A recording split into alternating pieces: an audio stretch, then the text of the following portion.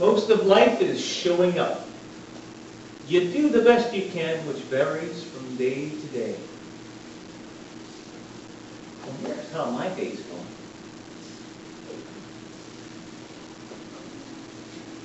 Birds flying high, you know what I mean.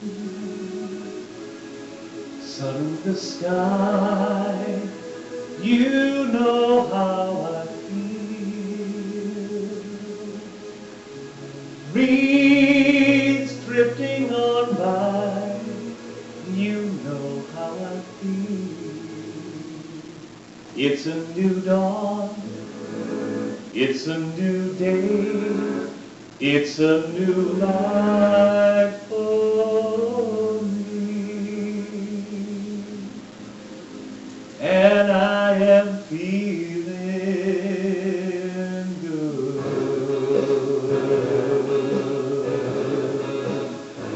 I'm feeling good.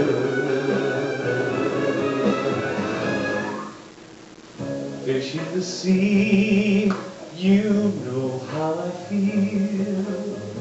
River running free, you know how I feel. Blossoms in the tree, you know how I feel. It's a new dawn, it's a new day, it's a new life for me. And I'm feeling good.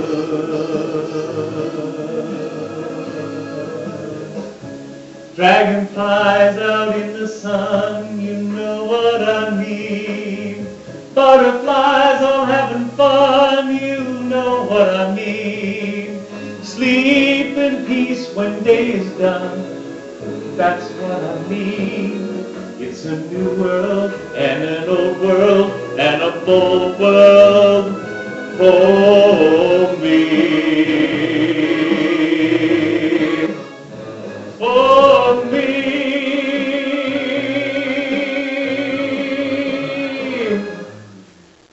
Stars when you shine, you know how I feel. Said I'll be fine, you know how I feel. Oh, freedom is mine, and I know how I feel. It's a new dawn, it's a new day, it's a new life. Stars when you shine, you know how I feel. Said I'll be fine, and you know how I feel.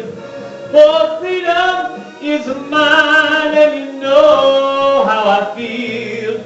It's a new dawn, it's a new day, it's a new life. It's a new dawn, it's a new day, it's a new life. It's a new dawn, it's a new day, it's a new life for me. And I'm feeling good.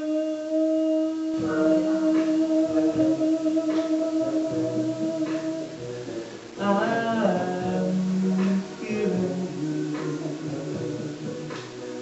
I'm feeling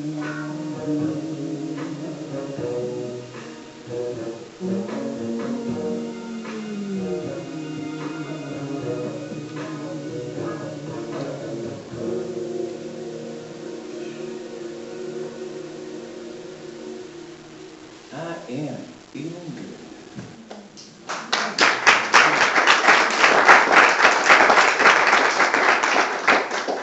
See, now, every morning, we can choose if that's going to be our theme song for the day. We get to choose that. We get to pick that. What is our theme song for today? Now, the only way you're ever going to hear that statement is by showing up. And I say to all of you, congratulations, you have showed up. You have completed the very first step in changing your life in whatever direction you wish to choose. You showed up for yourself. You showed up for your life. You made an appearance. Now, there are days like me when I'm merely giving a guest appearance in my life. There are those days. I'm doing a little cameo today, but that's not really me. No, no, no, no, no, no, no, no. But the first thing we always must remember to do is we have to show up. We got to wake up. We got to open our eyes. We got to see the world that is in front of us. And we have to act like it's important. Be still before the Lord and wait patiently for Him. Do not fret when people succeed in their ways, when they carry out their wicked schemes. Has anybody besides me known people that have lived what I would generally refer to as rather nasty lives and still came out ahead? Has anybody in this room besides me known anyone who has lived what is probably one of the most remarkable and fun-filled lives and died completely penniless? Do we understand that the money has nothing to do with it? Do we get that? Many times I've sat with people towards the end of life, and they don't talk about the money that's in the bank. Not once have I ever heard them said, man, I know I'm dying now, but man, I got a 6-bedroom house. I've never heard that, ever.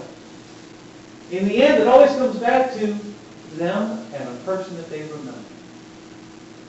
Spouse, child, family member, friend, oftentimes all of them. And depending on their mental condition, they could think that you are one of them. And you get to experience it from that point of view. In the end, it is always about relationships. It is always about how we show up for each other. How do we do that? We don't worry about the other stuff. We don't worry about what other people are doing. We have no control over that. And I got to tell you, I fight that one a lot. Because those of you that know me, I know that I am just a tiny bit of a control freak. Just a tiny bit, tiny bit. Put your hand down. Put your hands down, Mike. No, little control freak, little control freak. Oh, yeah. No. I believe in leaving very little to chance. I believe in doing my due diligence and spending my time on all the little steps to get me to where it is that I think we should go.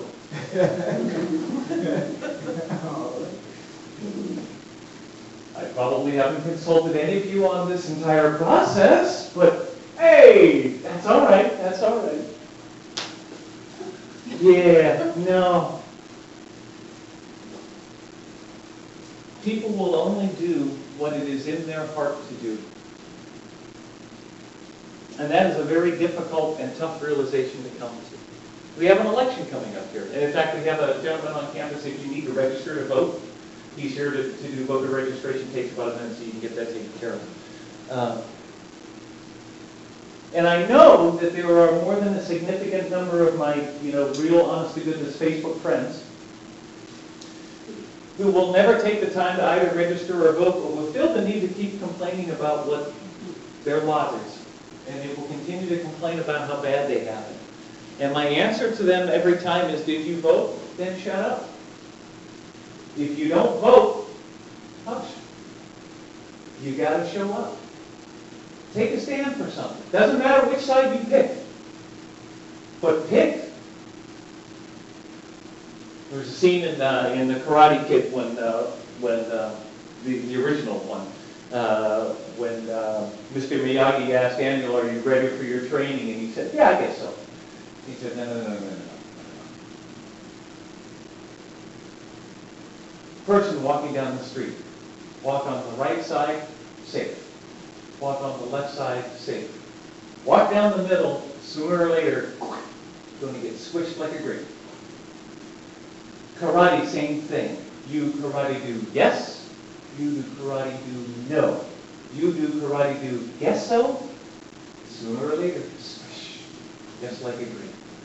Now, are you ready to begin? Yes. And it sounds like a very subtle difference. I guess so, maybe kind of, sort of, as opposed to yes or no. But we need to take a stand. We need to take a stand. We need to take a stand in our own lives. We need to take a stand at that picture that looks back at us when we look in the mirror. We've got to take a stand. Do we want that picture? Do we like that picture? Take the word of it for a man who has made his way inch by inch and does not believe that we'll wake up to find our work done, because we've lain all night dreaming of it. Anything worth doing is devilish hard to do.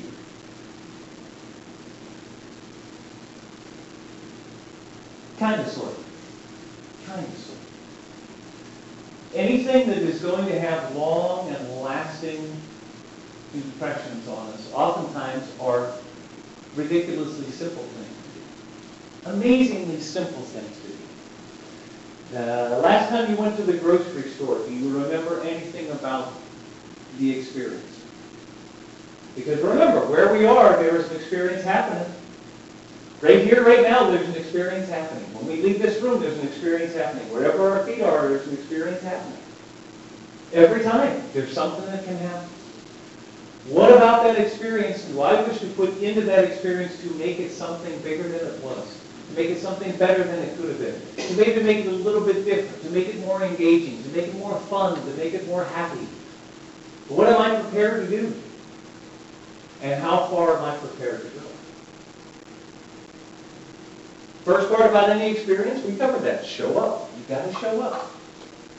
If any of you lacks wisdom, ask God, who gives generously to all without finding fault, and it will be given to you. It will be given to you. We talk a lot about angels, and angels, specifically the ones that are sitting in this room right now, and the ones that interact with our lives, the ones that make our lives better. Because angels take form, and they look like you.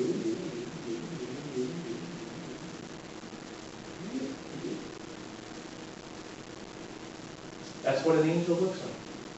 An angel will show up and an angel will say, hey, here's a better way to do that. Do you ever say something, finally say something that you've always wanted to do, or something that you've always wanted to do, finally say it out loud? And interestingly enough, how many times has there been someone within earshot that said, oh, I know where that is. Or, I know someone that can do that. I know someone that knows how to do that. And until we actually say the words and put it out into the air, it just lives in this nasty little echo chamber. And it continues to rattle around like here. It never makes it out. Part of showing up in our lives is we have to say what we want. We have to say what we believe.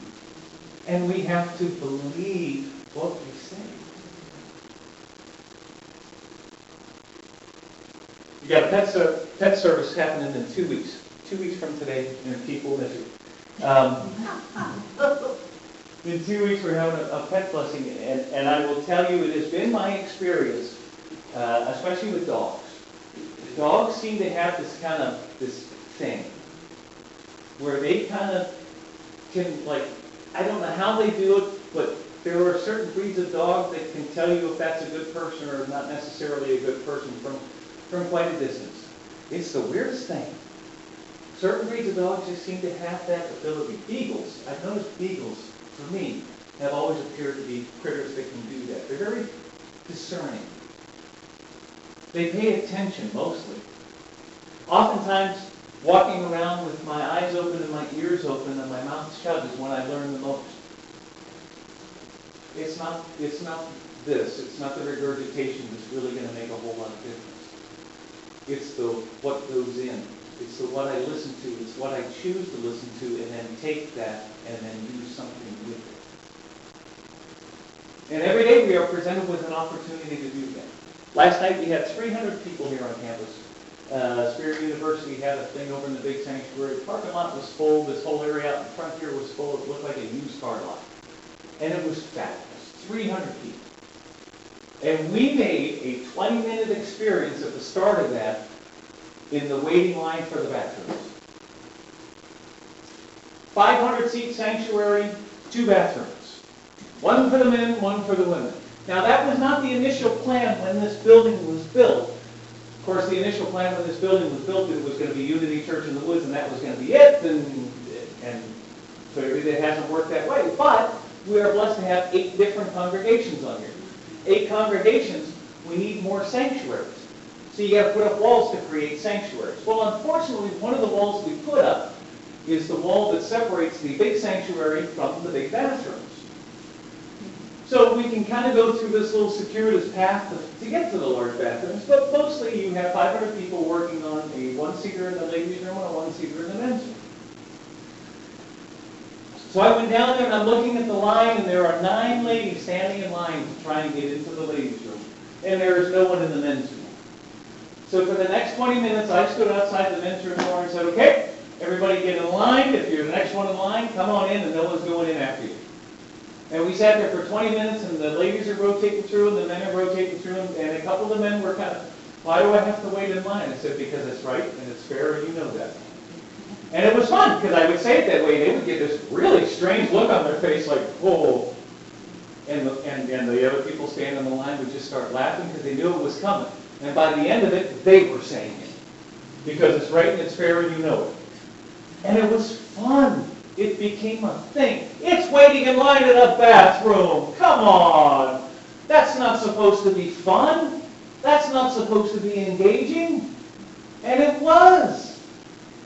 And there are going to be people that remember, okay, yeah, we went to this really great, and there was this really strange guy who was standing outside the room and making everybody wait so that everyone had a fair shot at the bathroom.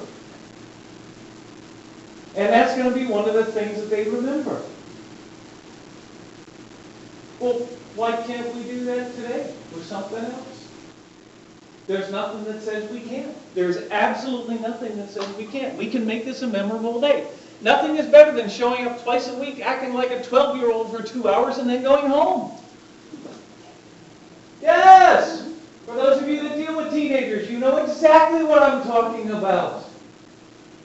You know exactly what I'm talking about. It's not that we need to treat people like 12-year-olds, bless you, all the time. That's not what I'm saying. And if you're hearing that, please stop hearing that, because that's not what I'm saying. What's important to remember is life is supposed to be fun. It really is. And we know that because we have so many opportunities to laugh. And we are surrounded by clowns. They're everywhere. You want to remember how to play? Watch a child.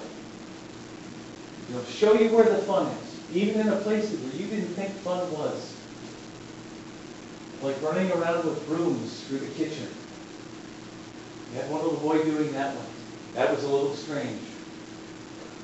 It was fun once I got there and took the broom out of his hand.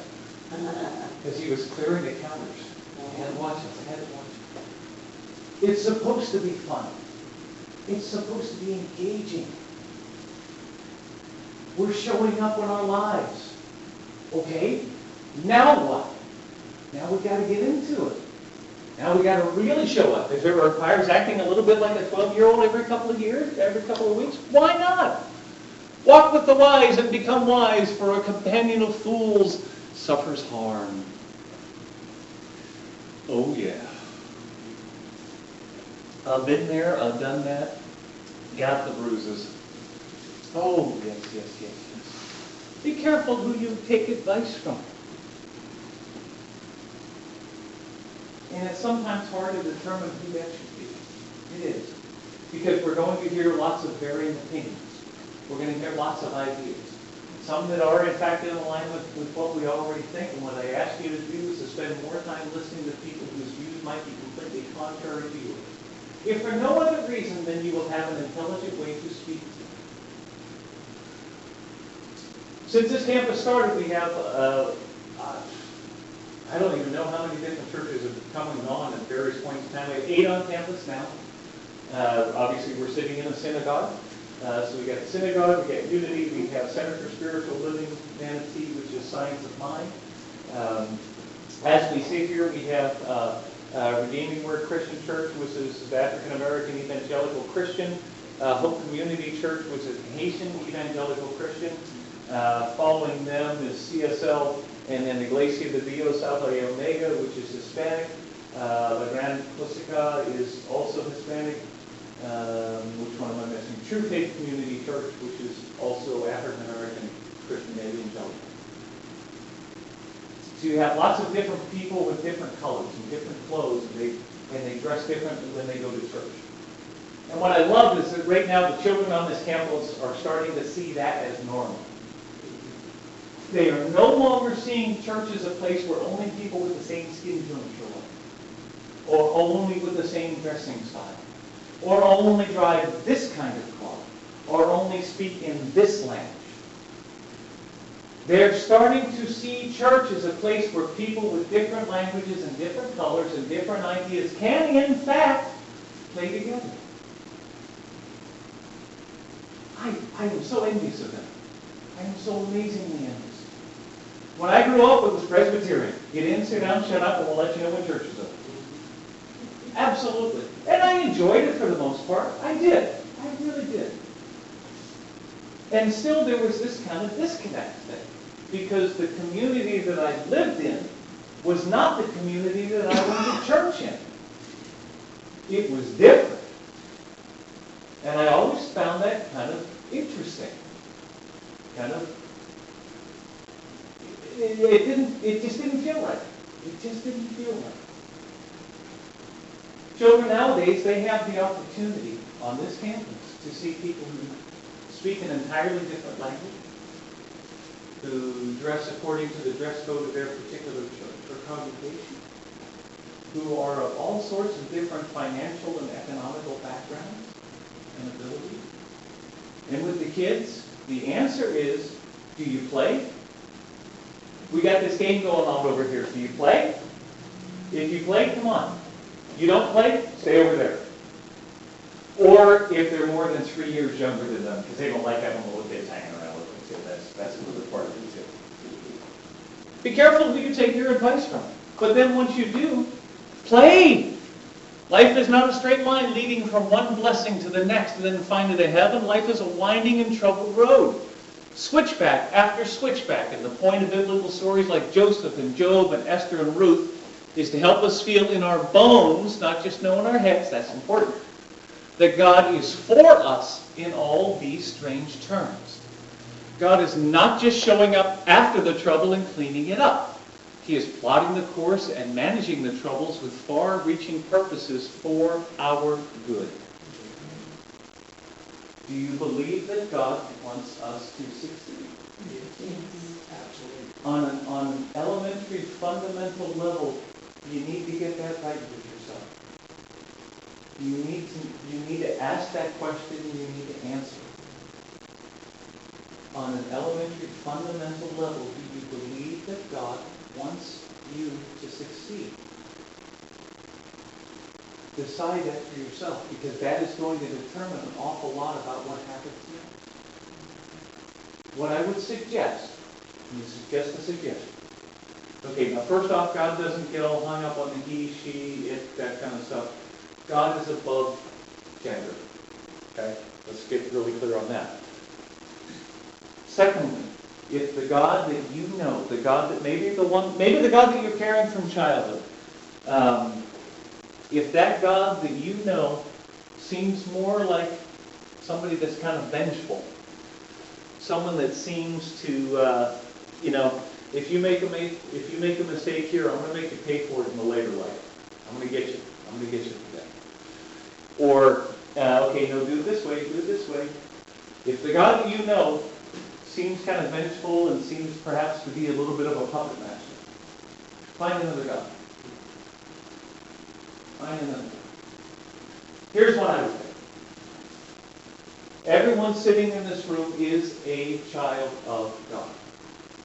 And everyone in this room was born with no defects. Because God doesn't make junk. Ever. God makes different, but God don't make junk. Therefore, there ain't nothing wrong with it. Try that God with your child. See how that makes you. Because when I discovered that God, that first question became very easy to answer. Do I believe that God really wants good for me? Oh, yes. Oh, yes, He does. In ways that I haven't even imagined yet. I never once dreamed that I would end up doing this. This thought never crossed my mind. Ever. I'm still not sure what happened to get it here. And that's irrelevant. You showed up. I showed up. Yes, I did. And that was my mistake. No, that's not true. You know, it was funny. The very first Sunday that I showed up here, I never heard of Unity, I knew absolutely nothing about it. And I show up here, and Sylvia was actually the very first person that I met coming through the door, and she hugged me. I'm like, okay, this isn't how church goes down. Wait a minute. I'm Presbyterian. I know how church works. Get in, sit down, shut up, and hold on, and then we'll let you know when service is in. And there were other people. And they were smiling, and they seemed positively happy to see me. They didn't even know me. They'd never met me. They knew nothing about me. But they came from a place of love and acceptance from the beginning. Boy, will that change your perspective on things. I come in here, I sit down, and there's people laughing. And I'm saying, what kind of crazy church is this? There's people laughing. When does the service start? Person sitting next to me, this is the service. Wow. Blew my mind. It was an entirely different perspective. It was an entirely different viewpoint on something that I thought I knew and had known for many, many years, and I was so wrong. I was so wrong. Trust in the Lord with all your heart, and lean not on your own understanding. In all your ways submit to Him or her, and He will make your paths straight. Lord, not my will, but Thy will be done. What is God's will for you? What is the meaning of life? One finger, that is the meaning of life. Well, what does that mean? Well, I don't know. I haven't lived your life. I haven't seen the things that you've seen. I haven't done the things that you've done. I cannot do what you do. And in fact, I would really hate it if everyone could do what everyone else could do, because that would be boring as sin. Each and every person sitting in this room has a very unique and special gift. Each and every person in this room has something that is so absolutely, utterly, uniquely theirs to present to the entire situation. And we would be fools not to acknowledge it and to love it. We would be fools not to do that. And we may be many things, but we're working away from being fools. Oh, no, sometimes I still go there. Yes, I do. But I'm working on it. I'm showing up every day. I'm showing up in my life. I'm showing up where I am. I'm making where I am important. I'm making that place where my feet are very important. Or wheels, whichever the case may be. Beautiful toes, by the way. Nice job on the hand. Every moment in life has an opportunity. Every moment. It's hard to stay engaged 24 hours a day, 7 days a week. Make sure you get rest. Make sure you do that. Don't try to run an 18-hour day, sleep for 6 hours, try to do that for 7 or 8 months at a time. Because at some point in time, there's going to be the big crash in time. On the moments when we are awake, make sure we're engaged in what's going on. Make sure we are showing up in that moment. Because something could happen in that moment that might be the most important thing that has ever happened in our lives. It may be something completely inane, like waiting in line in the bathroom. It may be something interesting, going through the checkout line at Publix, and the person behind the counter reveals this beautiful piece of information that is something near and dear to their heart. It may be you're over in fellowship and you overhear somebody having a conversation about a school. And then you realize that you were going to that school the same time they were. It may be, and this has happened here, two gentlemen out in the parking lot and their cars backed up into each other. And there is always, of course, that initial kind of thing. Okay, good. But here, that tends not to last very long. On this campus, it just has never really lasted. So these two gentlemen started talking, and what they discovered through their conversation, handing out, the insurance cards and all this other kind of stuff, and give me your paperwork, and make sure I get your paperwork. I don't want paperwork and things. And then they start talking, and one of them notices that the license plate has a University of Michigan frame on it. Oh, Michigan. We expect, Michigan fan back there. He's a Michigan fan, huh? Yeah. Oh, did you go to Michigan? No, my daughter is going to Michigan. Really? Huh. So is my daughter. What's your daughter's name? Tells them the name. Is she in such and such a program? Yeah. Huh. So is my daughter. Turns out, these two gentlemen who backed up into each other in the middle of the parking lot had two daughters that were on the same career arc and in the same classes at the University of Michigan. So just for a gag. Now mind you, there are two cars that just backed up into each other. They exchanged daughters' phone numbers, and each dad called the other daughter because they knew both their daughters were in class at that moment in time. Hi, I'm calling from Bradenton, Florida, Unity Church in the Woods, and I'm calling for blah, blah, blah, such and such a person. Who is this? Meanwhile, the other dad was calling the other dad's daughter and giving her exactly the same thing. Turns out the daughters sat next to each other. Wow. In the class. The two cars backed into each other. And as it turns out, you know what, that's not that big a deal. We'll call it even. And for years after, they continued to meet. Every Sunday, they'd get together down at Bob Evans and just sit and talk about their lives and about their family. The cars backed into each other. This is not a situation where most people would say, wow, this is going to really change my life in a positive way. All it took was one person showing up in that moment and saying, hey, that's a University of Michigan license plate.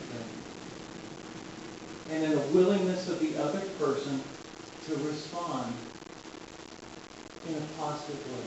Or at least not in a kind of way. Change it. Change the entire dynamic of that moment.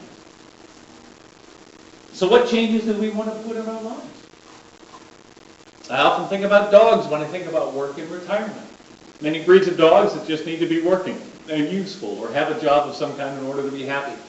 Otherwise, they are neurotically barking, scratching, or tearing up the sofa. A working dog needs to work, and I am a working dog.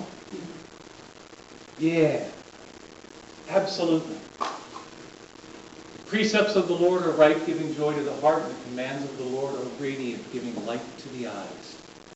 Psalm 19. Yeah, absolutely. Every day there's a possibility. Every day there is a new chance and a new choice. Every day there is a possibility to rise. Raise up. To raise ourselves, to raise those that are around us.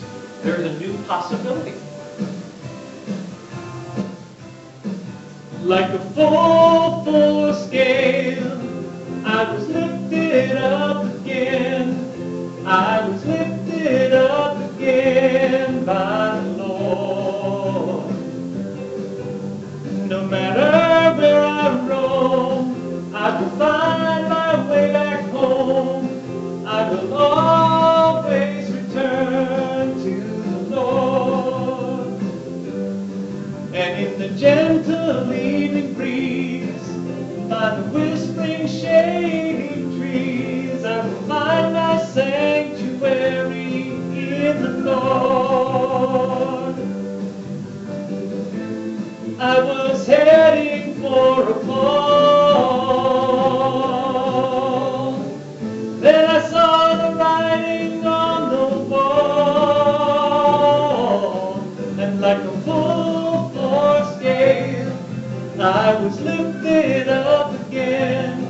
I was lifted up again by the Lord. Every day we got that chance to be raised up, that chance to be lifted up, that chance to show up, that chance to be something in our lives.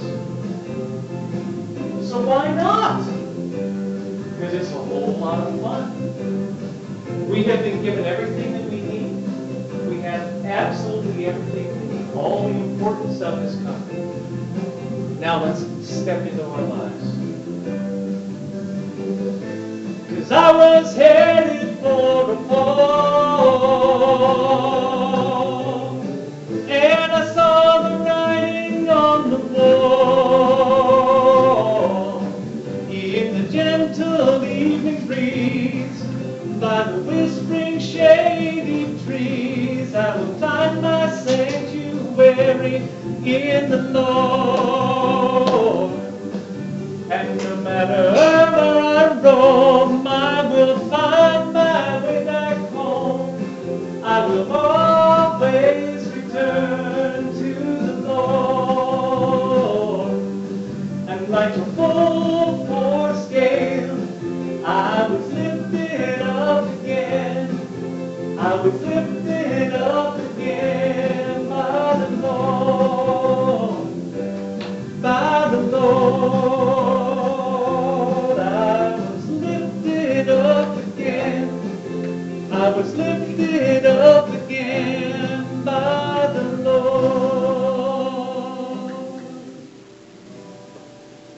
Here I am, Lord.